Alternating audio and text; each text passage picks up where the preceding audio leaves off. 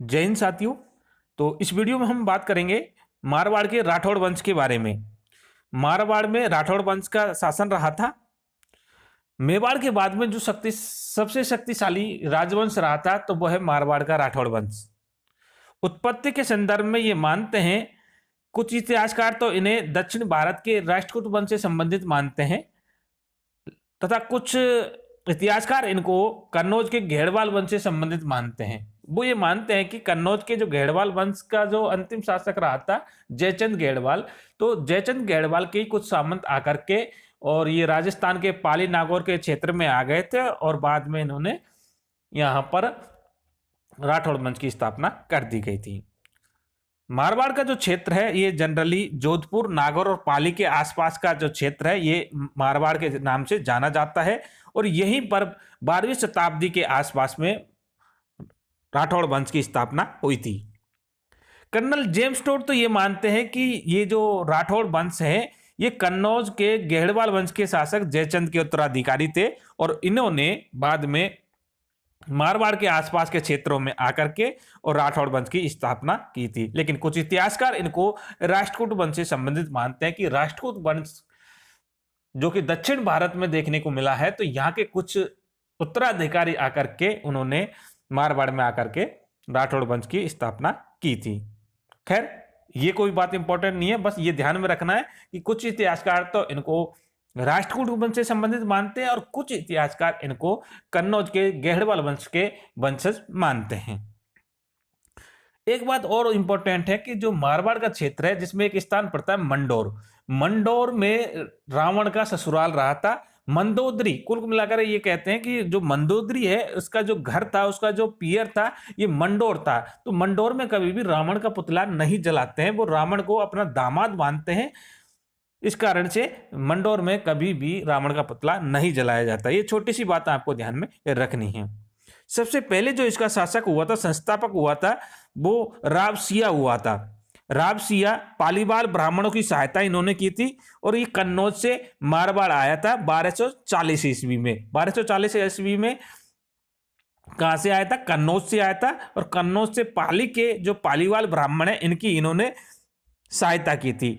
और बाड़मेर के पास में एक जगह पड़ती है खेड़, खेड़ में इन्होंने अपनी राजधानी बनाया था। तो सबसे पहले कौन इसके संस्थापक रहे थे? तो रावसिया मारवाड़ के राठौड़ वंशों के संस्थापक रहे थे। राजधानी इन्होंने बनाई थी खेड़ को।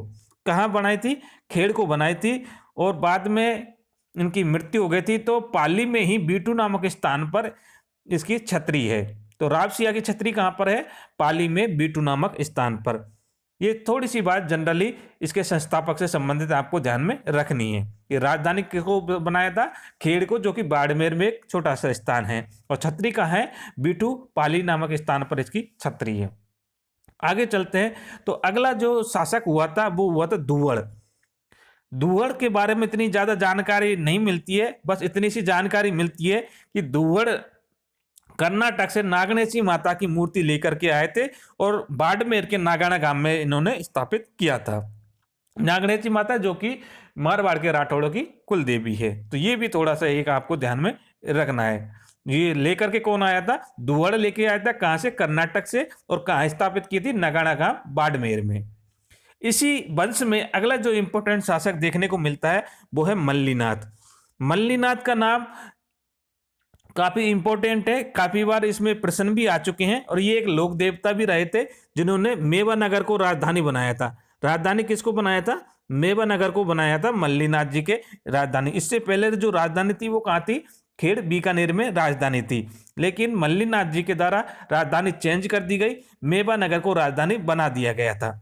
मल्लीनाथ जी जो कि राजस्थान के एक लोक देवता भी कहे जाते हैं और इसी के कारण से, मल्लीनाथ जी के कारण से बाड़मेर को मलानी कहा जाता है। जब भी बात आती है मलानी की तो वो किसका एरिया आता है? बाड़मेर का ही एरिया है। बाड़मेर के कोई ही मलानी क्षेत्र कहा जाता है और वो किसके कारण से कहा जाता है? वो मल्लीनाथ जी के कारण से कहा जाता है। मल्लीनाथ जी जो बाड़मेर का जो क्षेत्र है यहाँ पर गणगौर के अवसर पर गिंदौली गीत गाया जाता है, तो ये भी मल्लीनाथ जी से रिलेटेड ये एक वाक्य है, यह आपको ध्यान में रखना है। इसके बाद में मल्लीनाथ जी के बाद में जो इंपोर्टेंट शासक हुए थे वो हुए थे चूड़ा। तो चूड़ा एक महान प्रतापी शासक थे और इन्होंने मारवाड़ के राठौड़ वंश की ख्याति को आसपास और फैला दिया था। ऐसा कहा जाता है कि प्रतिहार शासक की एक शाखा थी इंदा शाखा। इंदा शासका ने चूड़ा को अपनी राजकुमारी की शादी की थी और इनको मंडोर दहेज में मिला था। चूड़ा को दहेज में मिला था मंडोर। अब तक तो इनका जो शासन रहा था वो कहाँ, बाड़मेर के आसपास ही थे। अभी ये जोधपुर में नहीं पहुंचे थे। इससे पहले बाड़मेर में खेड़ा नामक स्थान पर राजधानी थी जो कि राव सिया के द्वारा बसाई गई थी और मल्लीनाथ जी इस राजधानी को मेवानगर लेकर के आ गए थे। तो अभी तक जो राजधानी थी वो मेवानगर थी, लेकिन अब इसको दहेज में मंडोर मिल गया है चूड़ा को, तो इन्होंने अपनी राजधानी को मंडोर बना दिया क्योंकि मंडोर इसको दहेज में मिल गया था, अब इसके अंडर में आ गया था मंडोर। तो मंडोर को राजधानी बनाने वाले कौन से शासक थे, तो वो थे चूड़ा। ये आपको ध्यान में रखना है। अभी तक 3 राजधानियां चेंज हो चुकी है। अब जो इंपॉर्टेंट शासक आता है वो आता है राव जोधा। राव जोधा जिन्होंने की 1459 में जोधपुर वंश की नींव रखी थी, जोधपुर की नींव रखी थी और जोधपुर में ही मेहरानगढ़ किले का निर्माण करवाया गया था। तो जोधा से नाम हाथ में रखना, जोधपुर गांव की स्थापना की थी, जोधपुर में मेहरानगढ़ किले का निर्माण करवाया था। और ऐसा माना जाता है कि ये जो मेहरानगढ़ किला है इसकी नींव करणी माता के द्वारा रखी गई थी। और जोधपुर का एक बेटा हुआ था बीकानेर, जो कि बाद में इन्होंने बीकानेर की स्थापना की थी। तो जोधपुर की स्थापना किसने की थी, जोधा ने, और जोधा के ही बेटे हुए थे बीका, और बीका ने बीकानेर की स्थापना की थी। मतलब एक ही वंश के जो उत्तराधिकारी है जिन्होंने 2 अलग अलग जिलों की नींव रखी गई थी, एक तो जोधपुर और दूसरा बीकानेर। तो बीकानेर कौन की स्थापना किसके द्वारा की गई थी, तो जोधा के ही बेटे थे बीका, इनके द्वारा बीकानेर की स्थापना की गई थी। तो जोधा से संबंधित 2-3 बातें आपको ध्यान में रखनी है। जोधपुर की स्थापना की थी 1559 ईस्वी में, और दूसरा मेहरानगढ़ किले की नींव रखी गई थी। मेहरानगढ़ किला किसने बनवाया था, जो कि राव जोधा के द्वारा ये बनवाया गया था। 2-3 बातें जोधपुर किले से संबंधित आपको ध्यान में रखनी है। जोधपुर का जो किला है जो चिड़िया टूक की पहाड़ी पर बना हुआ है, और नींव किसके द्वारा रखी गई है, करणी माता के द्वारा इसकी नींव रखी गई है। इसी वंश में आगे जो इंपॉर्टेंट शासक होता है वो होता है मालदेव। मालदेव जो है इसके पिता थे गंगा, जिन्होंने जो सांगा है, मेवाड़ के शासक सांगा है, इनकी सहायता की थी। और जब मालदेव राजा बना था, वैसे तो ये अपने पिता की हत्या करके राजा बना था, यानी कि मालदेव को राठौड़ का पितृहंत्रा भी कहा जाता है। तो ये अपने पिता की हत्या, पिता का नाम था इसका गंगा सिंह, जिन्होंने खानवा के युद्ध में राणा सांगा की सहायता की थी। तो पिता की हत्या करके ही मालदेव राजा बना था। और जब मालदेव राजा बना था तो इसके पास 2 ही परगने थे, एक तो जोधपुर का और दूसरा सोजत यानी पाली का हिस्सा था। बाद में इन्होंने युद्ध में विजित करके, ऐसे कहा जाता है कि इन्होंने 52 युद्ध लड़े थे और इसमें से 58 परगने इसने जीत लिए थे। शुरुआत में इसके पास 2 ही परगने थे, कौन कौन से, सोजत और जोधपुर, लेकिन बाद में इसने युद्धों में विजित किए थे। टोटल 58 परगने इन्होंने जीत लिए थे। जो इसका सबसे इंपॉर्टेंट युद्ध है वो भी आपको ध्यान में रखना है, वो जो मालदेव ने लड़ा था। मालदेव का जो इंपॉर्टेंट युद्ध है वो है पाहेबा या साहेबा का युद्ध। ये भी आपको ध्यान में रखना है। कौन सा युद्ध है, पाहेबा या साहेबा का युद्ध है, जो कि जैतसी, जो कि बीकानेर का शासक रहा था, और मालदेव के बीच में लड़ा गया था। किस किस के बीच में लड़ा गया था, एक तो जैतसी के बीच में जो कि बीकानेर का शासक था, और दूसरा मालदेव के बीच में। इस युद्ध में मालदेव जीता था और जैतसी इसमें मारा गया था। तो ये बात भी आपको ध्यान में रखना है। पाहेबा का युद्ध जो कि 1541 ईस्वी में हुआ था, बीकानेर के जैतसी और मालदेव के बीच में। तो ये दोनों बातें आपको ध्यान में रखनी है। आगे जैतसी का एक बेटा था, जैतसी तो वैसे इस युद्ध में मारा गया था।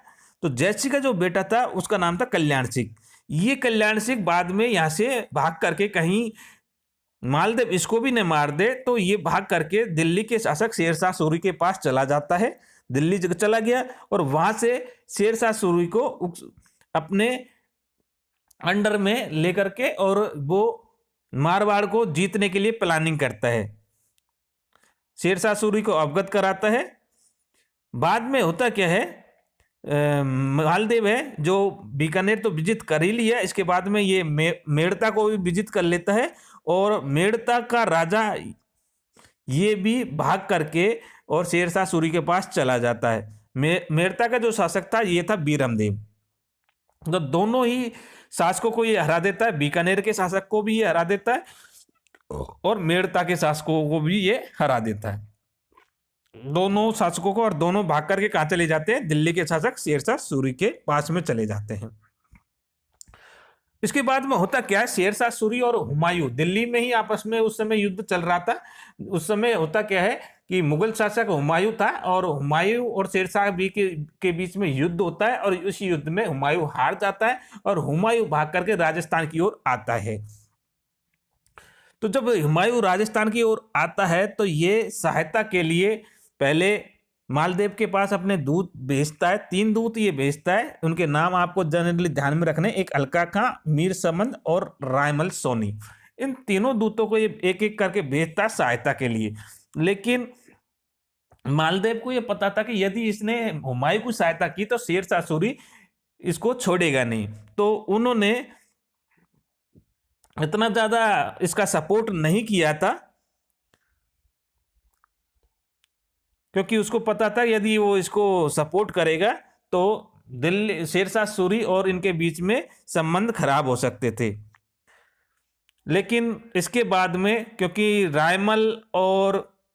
रायमल के जो कल्याण सिंह थे, बीकानेर के शासक कल्याण सिंह और मेड़ता के जो शासक बीरमदेव थे जिनको मालदेव के द्वारा हरा दिया गया था, तो ये भाग करके शेरशाह सूरी के पास चले जाते हैं और वो शेरशाह सूरी को अपने राज्य को वापस लेने के लिए कहते हैं। तो शेरशाह सूरी मिलकर के इन दोनों के साथ मिलकर के और मालदेव पर आक्रमण करते हैं और इसी युद्ध को गिरिशूमेल के युद्ध के नाम से जाना जाता है, जो कि 1544 ईस्वी में हुआ था।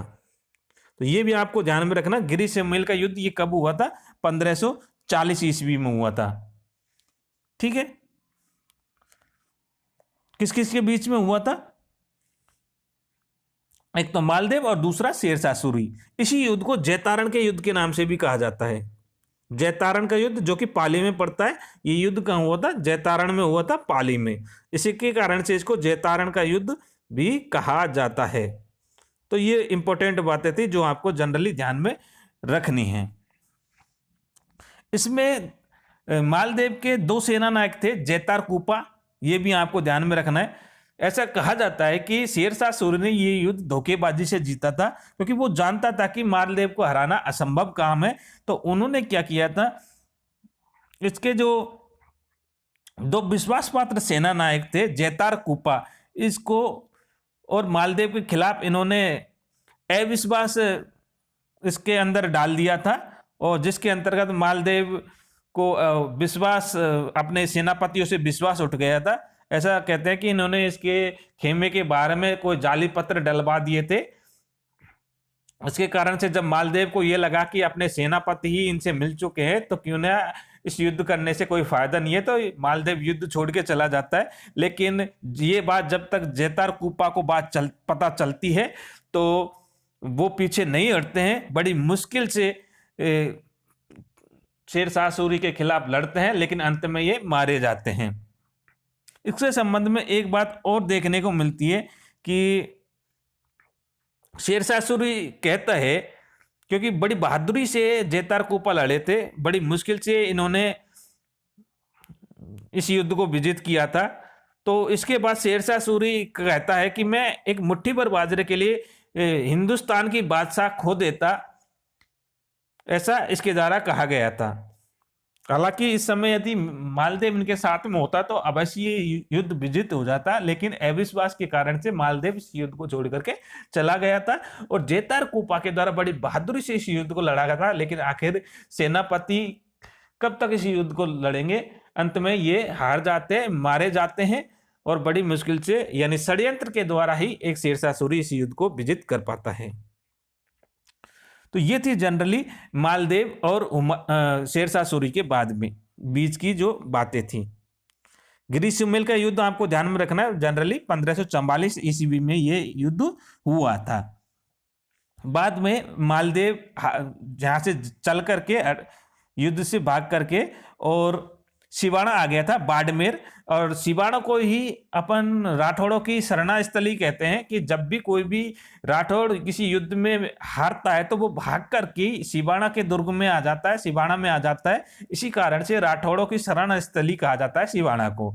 ये भी आपको ध्यान में रखना है। बाद में जब शेरशाह सूरी चला जाता है तो दोबारा से मालदेव अपने जोधपुर राज्य पर वापस से अधिकार कर लेता है। मालदेव की एक पत्नी थी उमादेव, ये इसका नाम भी आपको ध्यान में रखना है, उमादेव, जो कि रूठी रानी के नाम से जानी जाती है। और ये जैसलमेर के लूणकरण की पुत्री थी। जैसलमेर के एक शासक थे लूणकरण सर, लूणकरण की पुत्री थी उमादेव, जिसको रूठी रानी के नाम से जाना जाता है। ये हुआ ऐसा था कि रूठी रानी का नाम रूठी रानी क्यों पड़ा था, क्योंकि किसी कारणवश मालदेव और इनमें अनबन हो गई थी, तो ये रूट करके यहाँ से चली गई थी और अजमेर के तारगढ़ किले में जाके रुक गई थी। और अंतिम गांव इनका मतलब तारगढ़ किले में ही बीता हुआ था। अबुल फजल अपने पुस्तक अकबरनामा में भी मालदेव की तारीफ करता है और बदायूनी मालदेव को भारत का महान पुरुषार्थी राजकुमार बताता है। तो ये दो उपाधियां आपको ध्यान में रखने हैं। बदायूनी ये बताता है, ये कई बार एग्जाम में पूछा गया है, भारत का महान पुरुषार्थी राजकुमार वो कौन है, तो वो है मालदेव।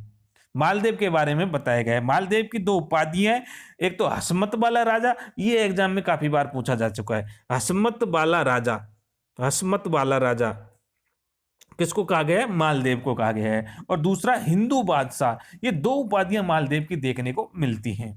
इसके समय दरबार में कुछ विद्वान रहे थे, इनके नाम आपको ध्यान में रखने, जनरली ईश्वरदास और आसानंद, दो ये विद्वान दरबारी रहे थे। ईश्वरदास जिनके द्वारा कुछ रचनाएं की गई थी, ये आपको ध्यान में रखनी है, हाला झालारी कुंडलियां, देवियान और हरिरस, ये तीन रचनाएं ईश्वरदास के द्वारा लिखी गई थी। जबकि जो आसानंद है, इसके द्वारा दो पुस्तकें लिखी गई थी, एक तो बागा भारमलीरा दुआ और दूसरी उमादे भटियाणी राग कवित। ये दो रचनाएं आसानंद के द्वारा लिखी गई थी, जो कि मालदेव के ही दरबारी कवि हुआ करते थे। इसके बाद में जो इंपोर्टेंट शासक आता है वो आता है चंद्रसेन। ऐसा मानते हैं कि मालदेव की बाद में मृत्यु हो गई थी, तो इनकी जो पत्नी थी उमादेव वो सती हो गई थी। 1262 में मालदेव की मृत्यु हो गई थी। इसके बाद जो इंपोर्टेंट शासक आते हैं वो आते हैं चंद्रसेन। चंद्रसेन को अपन मारवाड़ का प्रताप भी कह सकते हैं। ये क्यों कहते हैं, क्योंकि जैसे प्रताप ने अकबर की अधीनता स्वीकार नहीं की थी, तो उसी प्रकार से मारवाड़ के एक शासक थे रावचंद्र सेन, इन्होंने भी अकबर की अधीनता स्वीकार नहीं की थी और इसको प्रताप, मारवाड़ का प्रताप या भूला बिसरा राजा के नाम से भी जानते हैं। प्रताप का अग्रगामी भी इसको मानते हैं। तो ये भी ध्यान में रखना, रावचंद्र सेन, जो कि इसका शासनकाल 1562 से लेकर के 1581 के बीच में इसका शासनकाल रहा था। मालदेव बहुत इंपॉर्टेंट शासक है, एग्जाम में कई बार इसके प्रश्न देखने को मिलते हैं। और ये जो चंद्रसेन था, ये मालदेव का छोटा बेटा था। ये भी आपको ध्यान में रखना, मालदेव अपने बड़े बेटे को शासक ने बना करके अपने छोटे बेटे चंद्रसेन को शासक बनाता है। तो बड़े भाई से नाराज हो जाते हैं। बड़े भाई का नाम है एक तो राम सिंह और एक दूसरा उदय सिंह। ये दोनों ही अलवर अकबर के पास चले जाते हैं और अकबर क्या करता है, फिर इसको अपने अधिकार में लेने के लिए चंद्रसेन को, क्योंकि बड़े भाई इससे नाराज हो जाते हैं, क्योंकि शासक किसको बनाया गया था, छोटे भाई चंद्रसेन को। तो इसके जो बड़े भाई थे राम और उदय सिंह, दोनों यहां से रूट करके और अकबर के पास मिल जाते हैं और वो इस पर आक्रमण करने के लिए कहते हैं, इसको अपने अंडर में करने के लिए कहते हैं। लेकिन चंद्रसेन अपना बात का धनी था, ये कभी भी इस अकबर के अधीन नहीं आया था, अकबर की अधीनता कभी भी इसने स्वीकार नहीं की थी। तो फलस्वरूप होता क्या है, अकबर की जो सुलह कुल की नीति है, इसके अंदर यही था कि यदि कोई राजा यदि अपनी अधीनता स्वीकार नहीं करता है तो उसके साथ तो फिर युद्ध करना जाहिर सी बात है। तो जब प्रताप जो चंद्रसेन है ये इसके अधीन नहीं आता, इसकी अधीनता स्वीकार नहीं करता है। तो फाइनली अकबर जोधपुर के ऊपर आक्रमण कर देता है और चंद्रसेन फिर यहां से चला जाता है, भद्राजून में चला जाता है। इसी समय अकबर का जो नागौर दरबार रहा था, 1570 में ये अकबर का नागौर दरबार लगा था। इसमें कुछ एक शासक जो थे राजस्थान के वो इसमें भाग लेते हैं, जैसे कि जैसलमेर का हर्राय भाटी इसमें शामिल होता है, बीकानेर का कल्याण सिंह इसमें शामिल होता है और रामचंद्र सेन के बड़े भाई राम और उदय सिंह इसमें शामिल होता है और शामिल होकर के अकबर की अधीनता ये स्वीकार कर लेते हैं। तो ये भी एक इंपॉर्टेंट बातें हैं अकबर से संबंधित और चंद्रसेन से संबंधित। तो चंद्रसेन का से अधिकतर सवाल यही पूछे गए हैं कि चंद्रसेन जो है प्रताप का अग्रगामी या मारवाड़ का प्रताप भी इसको कहा जाता है, क्योंकि इसने कभी भी अकबर की अधीनता स्वीकार नहीं की गई थी।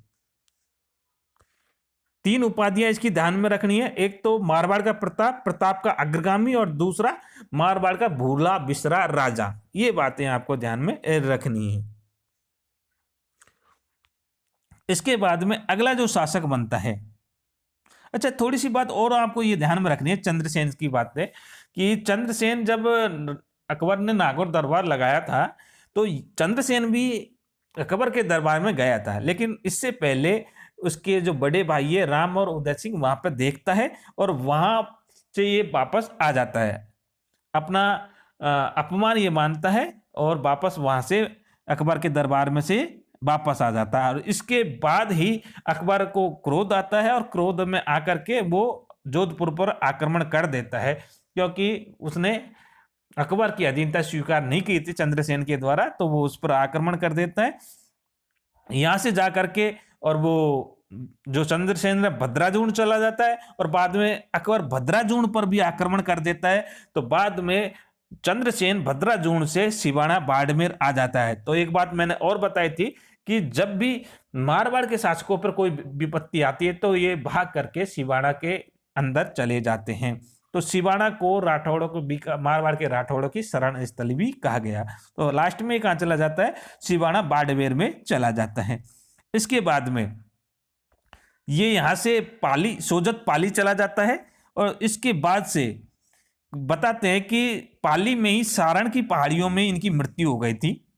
तो जनरली ये सारी बातें आपको चंद्रसेन से संबंधित आपको ध्यान में रखनी है।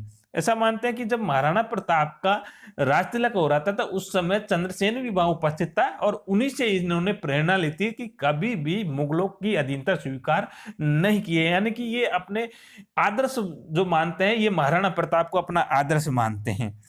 अगला जो इसमें इंपॉर्टेंट शासक हुआ था जो मोटर राजा उदय सिंह था, ये वैसे अकबर की अधीनता स्वीकार कर चुके थे। ये जब नागौर दरबार लगा था तो इन्होंने अकबर की अधीनता स्वीकार कर ली थी और इन्होंने अपनी बेटी, इनकी बेटी का नाम था मानबाई। ये जनरली आपको ध्यान में रखना है।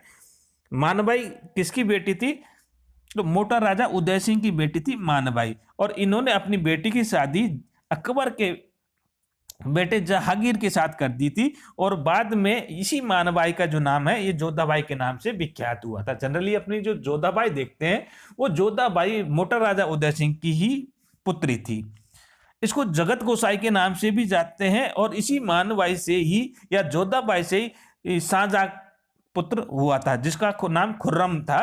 पहले खुर्रम नाम था, बाद में इसका नाम शाहजहां रखा गया था। तो मोटर राजा उदय सिंह राजस्थान का वो राजा है या जोधपुर का वो शासक है जिन्होंने मुगलों से अपने वैवाहिक संबंध स्थापित किए थे और मुगलों की अधीनता स्वीकार की थी। इसके बाद में जो अगला इंपॉर्टेंट शासक बनता है वो है कल्ला राय मलोद, जो कि मोटा राजा उदय सिंह के ही छोटे भाई थे। छोटे भाई रायमल के बेटे थे कल्ला राय मलोद। तो इसके समय ही सिवाना का दूसरा साका हुआ था। अकबर के खिलाफ युद्ध करते हुए ये साका हुआ था जिसमें ये मारा गया था।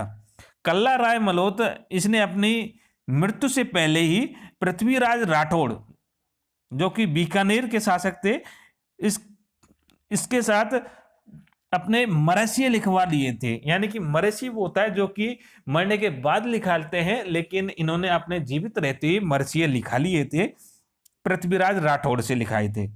जो कि बीकानेर के शासक रहे थे। ये जनरली आपको बात ध्यान में रखनी है। इसके बाद में जो अगला शासक रहा था वो है राव जसवंत सिंह। राव जसवंत सिंह इसका जनरली जो शासन रहा था 1638 से लेकर के 1678 तक का इसका शासन रहा था, और इन्होंने शाहजहां व औरंगजेब की सेवा की थी। और जनरली इनके द्वारा जो पुस्तकें रचित की गई थी, ये भूषण, सिद्धांत सार, प्रबोध चंद्रोदय, ये इसने पुस्तकें रची थी। शाहजहां ने इसे खाला जात भाई भी कहा था राव जसवंत सिंह को। जसवंत सिंह के 2 पत्नियां थी और इनसे पुत्र जो पैदा हुए थे, एक अजीत सिंह और एक दलथम्मन। ये 2 पुत्र इनसे देखने को मिलते हैं। लेकिन इससे पहले एक शासक का नाम और आपको ध्यान में रखना है, अमर सिंह का। अमर सिंह का यूं ध्यान रखना है कि अमर सिंह अब यहां से अलग होकर के एक अलग ब्रांच निकाल लेते हैं, यानी कि नागौर की तरफ ये चले जाते हैं। नागौर में जो शासक बनते हैं वो अमर सिंह बनते हैं, और ये अमर सिंह जसवंत का ही बड़ा भाई था। और अमर सिंह के साथ में एक युद्ध हुआ था या एक लड़ाई हुई थी जिसको मतीरे की राड़ के नाम से जानते हैं। मतीरे की राड़ जनरली 1644 ईस्वी में देखने को मिलती है। ये ध्यान में रखना है, 1644 ईस्वी का जो समय था, उस समय हुआ क्या था। जनरली बीकानेर का शासक था करण सिंह और नागौर का शासक था अमर सिंह। अमर सिंह जो कि जसवंत सिंह के बड़े भाई थे।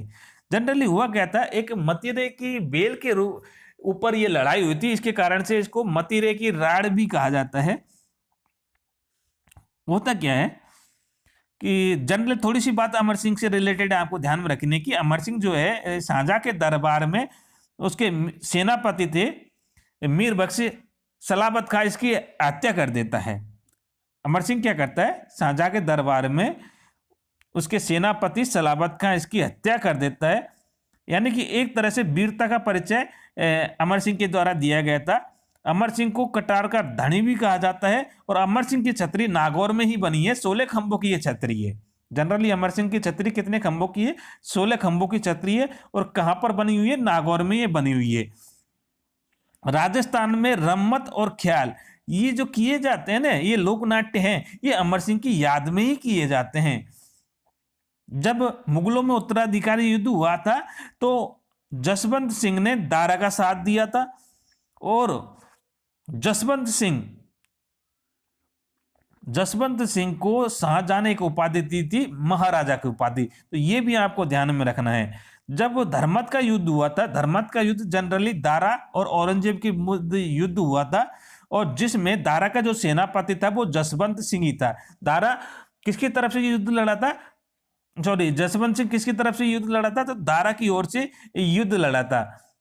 लेकिन बाद में दूसरे सेनापति के साथ इसकी अनबन हो जाती है, तो जसवंत सिंह बीच में ही युद्ध को छोड़ करके और जोधपुर वापस आ जाता है। जब धर्मत का युद्ध हार जाता है तो जसवंत सिंह की पत्नी इसको अपने किले में आने से मना कर देती है। वो ये कहती है कि जो जोधपुर के शासक होकर भी आप युद्ध में पीठ दिखा करके भाग आए, तो आपके लिए मारवाड़ में कोई जगह नहीं है। यानी कि ये दरवाजे बंद कर देती है मारवाड़ के। तो बाद में औरंगजेब इस जसवंत सिंह राठौड़ को अफगानिस्तान भेज देता है, काबुल का गवर्नर बना देता है, और वहीं पर एक जमरूद नामक स्थान पर जसवंत सिंह की मृत्यु हो जाती है। इसके बड़े भाई कमर सिंह थे जो कि नागौर के शासक बनते हैं, और जिसके मतीरे के राड नामक युद्ध देखने को मिला है। जसवंत सिंह की 2 पत्नियां थी, और औरंगजेब ने इनको अपने किले में नजरबंद करवा दिया था। इसके समय एक दरबारी कवि हुआ करते थे मोहने तो नैंसी जिनके द्वारा पुस्तकें लिखी गई थी। इसकी द्वारा 2 पुस्तकें लिखी गई थी मुख्य रूप से, एक तो नैणसी ख्यात लिखी गई थी, और दूसरा मारवाड़ प्रगणारी विगत। ये 2 पुस्तकें इसके द्वारा लिखी गई थी।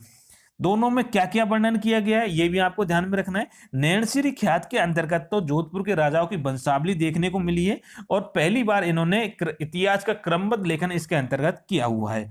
दूसरी जो पुस्तक है इनकी मारवाड़ परगनारी विबत, जिसमें जनगणना का उल्लेख देखने को मिला है, और इसे मारवाड़ का गजेटियर भी कहा जाता है।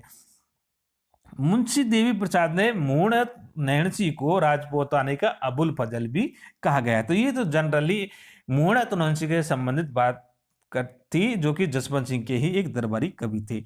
अगला जो इंपॉर्टेंट शासक है वो है आपका अजीत सिंह। अजीत सिंह जो कि औरंगजेब ने 36 लाख रुपए दे करके और अमर सिंह के पोते इंद्रजीत को राजा बना दिया था। दुर्गादास राठौड़ ने जसवंत सिंह की दोनों पत्नियां और जो राजकुमार अजीत सिंह है इसको अपनी सूझबूझ से औरंगजेब से बचा के और बाहर ले जाता है। और एक गौरा नाम की महिला है जिन्होंने इनकी सहायता की थी अजीत सिंह को बचाने के लिए। तो गौरा को मारवाड़ की पन्ना धाय के नाम से भी जानते हैं। मारवाड़ के जो राष्ट्रगीत है इसमें घूसों में गौरा का नाम लिया जाता है। गौरा को मारवाड़ के पन्ना धाय के नाम से जानता है। जिस प्रकार पन्ना धाय ने मेवाड़ में उदय सिंह की रक्षा की थी उसी प्रकार से और गौरा ने मारवाड़ में अजीत सिंह की रचना की थी। तो इसके कारण से मारवाड़ की पन्ना धाय किसको कहा जाता है, तो गौरा को कहा जाता है। बाद में सिरोही जिले के कालंदी गांव में अजीत सिंह की जो देखभाल करने वाले थे वो थे जयसिंह पुरोहित। इन्होंने जयसिंह पुरोहित के घर पर मुकुंद दास खींची के द्वारा इसकी देखभाल की जाती है अजीत सिंह की। जब दुर्गादास जो है अजीत सिंह के बेटे अकबर से विद्रोह करवा देता है। अकबर जो औरंगजेब का बेटा है अकबर को औरंगजेब के खिलाफ भड़का देता है दुर्गादास। दोनों में फूट डलवा देता है। अकबर का जो बेटा है ये है बुलंद अख्तर और इसकी एक बेटी थी सफियतुन्नमा। दोनों दुर्गादास के पास आ जाते हैं। ये अपने पिता से विद्रोह कर देते हैं। इनके पिता का नाम है औरंगजेब। यानी कि मुगलों के में जो फूट आने वाले थे वो थे दुर्गादास काफी इंपॉर्टेंट शासक रहे थे। इसके बारे में थोड़ी बहुत जानकारी मैं आपको बता देता हूं। दुर्गादास राठौड़ जो थे इनके पिता का नाम आस्करण और सालवा गांव में इनका जन्म हुआ था। जनरली इनके जो पिता थे ये लूणे गांव के जागीरदार रहा थे और जैसे ही अजीत सिंह शासक बनता है तो वो दुर्गादास को देश निकाला देता है। जबकि बचपन में ही अजीत सिंह को बचाने का कार्य इस दुर्गादास के द्वारा ही किया गया था। दुर्गादास मेवाड़ के महाराणा यानी अमर सिंह द्वितीय के पास चले जाते हैं इसके बाद में, और अमर सिंह इसे रामपुरा और विजयपुरा की जागीर दे देता है।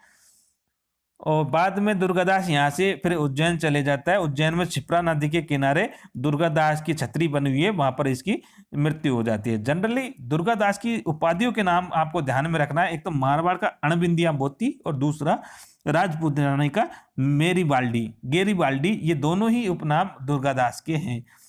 कर्नल जेम्स टोड के द्वारा दुर्गादास को राठौड़ का यूलिसियस यानी कि उद्धारक भी कहा जाता है, क्योंकि इन्होंने मारवाड़ के जो इंपोर्टेंट शासक थे अजीत सिंह इसकी रक्षा की थी। तो इसके कारण से ही राठौड़ का यूलिसियस किसको कहा जाता है, तो वो है दुर्गादास राठौड़ को कहा जाता है। और ऐसा कहने वाले कौन थे, कर्नल जेम्स टोड।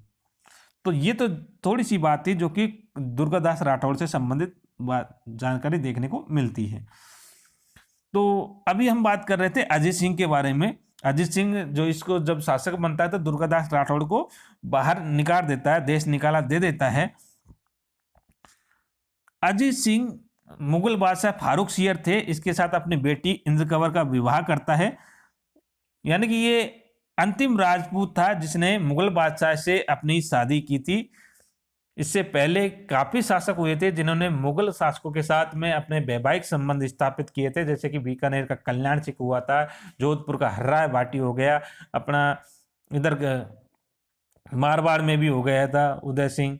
तो काफी ऐसे शासक थे जिन्होंने मुगल बादशाहों के साथ में अपने वैवाहिक संबंध स्थापित किए थे, जिनमें अंतिम जो शासक था वो अजीत सिंह था। अजीत सिंह ने मुगल बादशाह के साथ में और अपना वैवाहिक संबंध स्थापित किया था।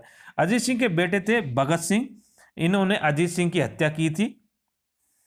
तो भगत सिंह को मारवाड़ का पितरंता पहले वाला तो मालदेव हो गया, ये दूसरा वाला हो गया। दूसरा पितरंता कौन सा हो गया, भगत सिंह हो गया था। अब जो इंपोर्टेंट शासक बनता है आगे भगत सिंह के बाद बनता है अभय सिंह। अभय सिंह का शासनकाल 1724 ईस्वी के आसपास का इसका शासन काल माना जाता है। और इसी के समय एक इम्पोर्टेंट घटना होती है जिसको खेजरली घटना के नाम से जानते हैं। और खेजरली घटना ये भाद्रपद शुक्ल दशमी की बात है। खेजरली नामक गांव में एक अमृता देवी नामक एक विष्णुई महिला थी।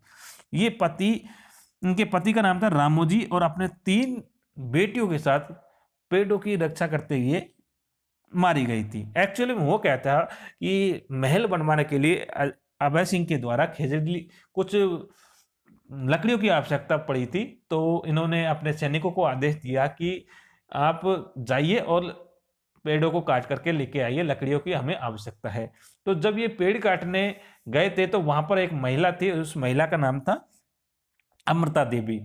तो अमृता जब राजा के सैनिक पेड़ों को काट रहे थे तो अमृता देवी के द्वारा ये देखा नहीं गया और वो पेड़ों से जा लिपटी। काफी मना करने के बाद भी ये पेड़ों से नहीं हटी तो सैनिकों ने पेड़ों के साथ साथ इनको भी काटने का आदेश दे दिया था। तो इस समय कुल जब ये घटना हुई अमृता देवी के साथ तो आसपास के लोग बाग भी कुछ इसी प्रकार से आकर के पेड़ों से लिपट जाते हैं और पेड़ काटने से मना कर देते हैं। लेकिन सैनिक नहीं मानते और अंततः इस प्रकार से एक के बाद एक सर धड़ से अलग कर दिए जाते हैं और कुल 383 लोगों ने यहाँ पे अपना बलिदान दिया था। और ये घटना भाद्रपद शुक्ल दशमी की है और इसी को ही हम शहीद दिवस के रूप में मानते हैं। और इसी दिन विश्व का एकमात्र वृक्ष मेला जो खेजरली गांव में देखने को मिलता है। अमृता देवी के नाम से ही एक वन क्षेत्र में उत्कृष्ट योगदान देने के लिए अमृता देवी पुरस्कार भी दिया जाता है। और इसके समय यानी कि अभय सिंह के समय 2 दरबारी विद्वान कवि थे, इनके नाम भी आपको ध्यान में रखना है। एक तो नाम है कर्णिदान और दूसरा है वीरभाण। कर्णिदान के द्वारा जो रचना की गई थी ये ज्यादा इंपॉर्टेंट है, एग्जाम में काफी बार पूछी जाती है। कर्णिदान के द्वारा जो पुस्तक रची गई थी ये थी सूरज प्रकाश। और दूसरा जो विद्वान है वीरभाण, इसके द्वारा पुस्तक रची जाती है राजरूपक। दोनों ही पुस्तकें काफी इंपॉर्टेंट है, कर्णिदान के द्वारा सूरज प्रकाश और वीरभाण के द्वारा राजरूपक। और इन दोनों पुस्तक में अभय सिंह और सर बुलंद खान जो कि अहमदाबाद के सूबेदार थे, इन दोनों के बीच में जो युद्ध हुआ था उस युद्ध का वर्णन इन पुस्तकों में देखने को मिलता है। इसके अलावा जो यहाँ अगले शासक बनते हैं वो थे मानसिंह। मानसिंह का जो शासन काल है ये 1803 से लेकर के 1843 ईस्वी तक का इनका शासन काल माना जाता है। और इसी समय देवनाथ के द्वारा मानसिंह को राजा बनाने की भविष्यवाणी की थी। तो जैसे ही मानसिंह राजा बन जाता है वो देवनाथ को अपना गुरु बना लेता है और नाथों के सबसे बड़े मंदिर का निर्माण यानी महामंदिर का निर्माण इसी मानसिंह के द्वारा करवाया जाता है। और एक पुस्तक लिखी जाती है जिसका नाम है नाथचरित। तो नाथचरित पुस्तक किसके द्वारा लिखी गई है? मानसिंह के द्वारा लिखी गई है। मानसिंह जोधपुर के किले में एक पुस्तकालय बनवाता है 1805 ईस्वी में, जिसको मान पुस्तक प्रकाश के नाम से भी जाना जाता है। इसी के समय एक युद्ध होता है, गिंगोली का युद्ध। गिंगोली का युद्ध जनरली 1807 ईस्वी में देखने को मिलता है और लास्ट में जाकर के मानसिंह 1818 में अंग्रेजों से संधि कर लेता है। इसके समय एक दरबारी कवि हुआ करते थे जिनका नाम है बांकीदास। बांकीदास को इन्होंने कविराज की उपाधि दी थी। और इसकी जो पुस्तकें वो भी आपको ध्यान में रखनी है। बांकीदास के द्वारा 4 पुस्तकें देखने को मिलती हैं जिसमें बांकीदास श्री ख्यात, कुकवि बत्तीसी, दातार बामनी और मान जसो मंडन, ये पुस्तकें जो हैं ये बांकीदास के द्वारा लिखी गई जो कि मानसिंह के दरबारी कवि हुआ करते थे। बांकीदास अंग्रेजों के साथ देने वालों राजाओं की निंदा करते थे। जनरली ये सारी बातें मानसिंह से संबंधित आपको पसंद आई होगी। तो लास्ट में अंतिम शासक जो रहा था वो मानसिंह रहा था और इन्होंने 1818 में अंग्रेजों के साथ संधि कर ली थी। तो ये थे प्रमुख जोधपुर के राठौड़ वंशों की वंशावली, जिसमें सबसे इंपॉर्टेंट शासक मोस्ट शासकों के बारे में मैंने आपको बता दिया है। उम्मीद करता हूँ ये वीडियो आपको पसंद आया होगा। मिलते हैं एक नेक्स्ट वीडियो में एक नए टॉपिक के साथ। तब तक के लिए जय भारत, जय हिंद।